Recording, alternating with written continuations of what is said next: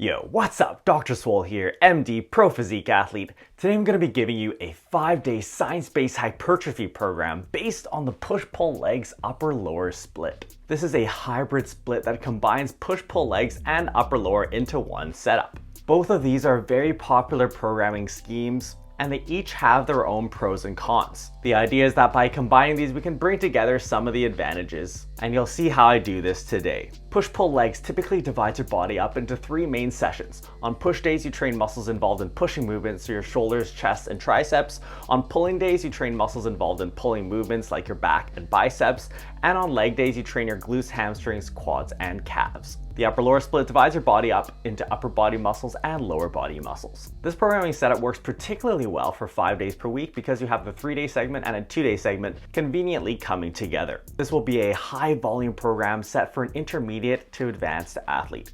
We'll start off with a program walkthrough where I share everything you need to know to run the program yourself, including exercises, sets, and reps. After that, we'll talk about the weekly setup or how I'd prefer that you lay out the workouts throughout the week. And finally, we'll talk about the pros and cons of this modified push-pull legs upper-lower program. All right, let's do a program walkthrough. So this is Dr. Swole's push-pull legs upper-lower program. It's set with high volumes, well suited for an intermediate to advanced athlete. We have pull day, push day, lower body day 1, upper body day, and lower body day 2. Here are the exercises and here are the sets and reps. Down here, we have the total number of sets for each workout, so you can get an idea of workout length. And down here, we have our total number of weekly muscle group set volumes. And you will see that this is a high volume program. Starting off with pull day, we kick it off with T-bar rows for the back, 4 sets, and we're using a top set back off method here. Here's my notation. We start off with 1 top heavy set of 6 to 10 reps, followed by 3 back off sets of 6 to 10 reps, where you take around 10% of the weight off the bar.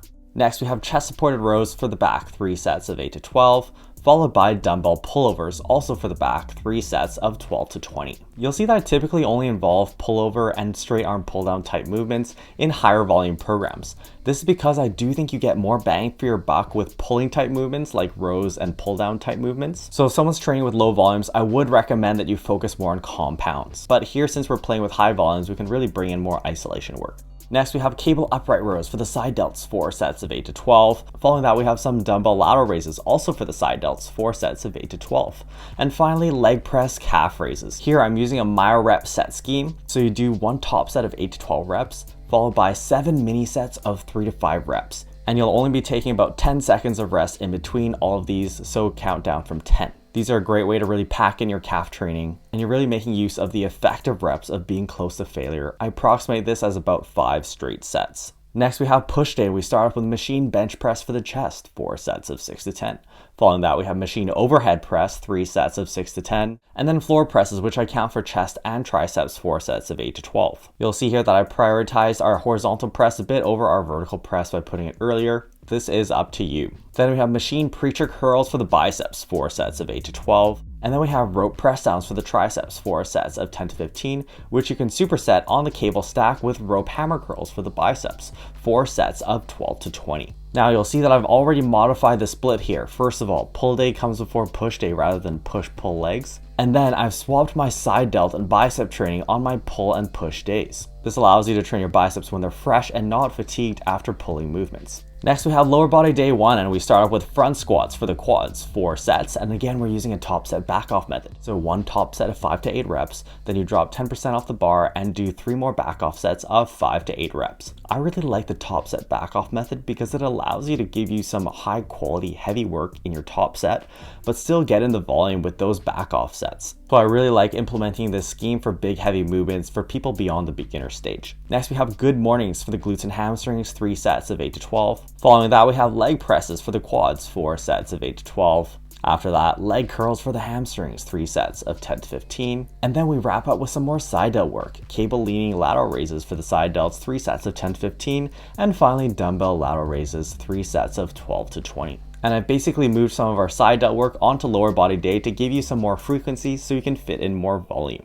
Next, we have upper body day, and we start with double bench press for the chest, 4 sets, and we're using a top set back off method here. 1 top set of 5 to 8 reps, followed by 3 back off sets of 5 to 8 reps. After that, we have neutral grip lat pull downs for the back, 5 sets of 6 to 10. After that, we have incline cable flies for the chest, 3 sets of 10 to 15. And for these, I want you to target your upper chest, so fly a bit upwards. Then we have cable rows, also for the back, 3 sets of 10 to 15. Following that, overhead cable extensions for the triceps, 4 sets of 8 to 12. And finally, machine calf raises for the calves. Again, we're using a myo-rep scheme, so 1 top set of 10 to 15 reps, followed by 7 mini sets of 4 to 6 reps. You'll see that I like to alternate my chest and back movements here. This is somewhat up to personal preference, but I like the idea of being able to rest a little bit longer in between. Finally, we have lower body day 2, and we start off with Romanian deadlifts for the glutes and hamstrings. This is your main posterior chain movement of the program. 3 sets, and we do 1 top set followed by 2 back off sets of 6 to 10 reps. You'll see that I don't have deadlifts from the ground or back squats in this program, and this is because this is a high volume program designed for someone who's a little bit more advanced, so we're assuming that fatigue is becoming a big issue here. Next, we have hack squats for the quads, 4 sets of 8 to 12, followed by Bulgarian split squats, which I count for quads and glutes and hamstrings, 3 sets of 8 to 12. We finish off our leg work for the day with leg extensions for the quads, 3 sets of 10 to 15. Finally, we moved some of our bicep and side delt work from upper body day onto lower body day here. We have lying bicep curls for the long head of the biceps. You can lie flat on your back for these, they're amazing. And finally, cable leaning lateral raises for the side delts, 4 sets of 10 to 15. Notice here that our biceps get trained indirectly on pulling movements on our pull days and upper body days, and then also get trained directly with direct bicep work on our push days and lower body day 2s. So biceps are getting trained 4 times per week. Side delts also get a high frequency where they're getting trained 3 times per week. You'll see that my workouts are centered around these big heavy movements, which are typically put first in the workout, and I've programmed using a top set back off method. You'll also see that I like to move around calf work to even out the day lengths. Guys, if you're appreciating these programs, make sure you leave me a comment down below. I'm the only guy out here putting hypertrophy programs out for free of this caliber. Okay, now that you've seen the program, let's go over my preferred layout. Here it is. We start off with pull day, then push day, lower body day 1, rest, upper, lower 2, and rest. First of all, you'll see that I've switched around push-pull in the push-pull leg setup. I mainly did this because I want to spread out your axial fatigue. Axial fatigue comes from heavy compressive forces on the spine, which typically comes from heavy squats, deadlifts, and rows. So ideally, you want to spread out your leg days and your heavy pull days as much as possible. Next, when you have upper lower come back to back, you want the lower day to come after the upper body day.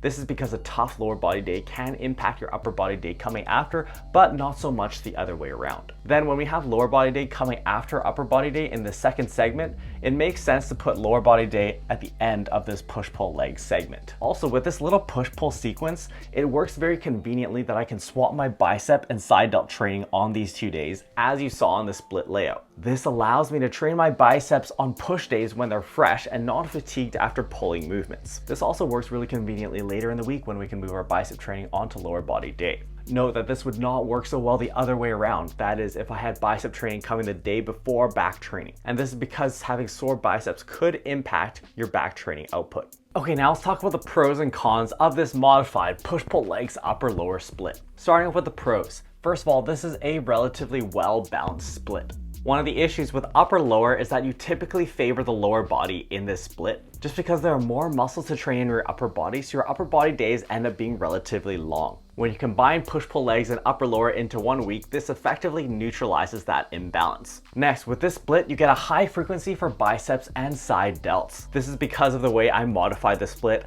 As you know, I always make modifications to splits to make them better. These small muscle groups typically respond well to high frequencies. Next, this split has a very intuitive structure, which makes it easy to set up. Now, obviously there is a caveat here in that I made a lot of modifications to it, but it's a relatively straightforward setup for people to wrap their heads around. Finally, with this split, you get to train your biceps and side delts when they're fresh. By swapping side delts and biceps on our push and pull days early in the week, and then moving bicep and side delt work onto leg day later in the week, we're able to train these small muscle groups when they're fresh and not already fatigued by pushing and pulling movements. This neutralizes one of the biggest disadvantages that comes with both of the push-pull legs and upper-lower splits, in that your biceps and triceps are typically fatigued after your main pushing and pulling movements. Okay, let's talk about the cons of this split. First of all, with this modified push-pull legs upper-lower, you do have relatively uneven days. This is one of the cons that just comes out of the push-pull leg setup, where typically your pull days are relatively short and your leg days are very tough. We did even out the day lengths a little bit by moving around some of the smaller muscle groups.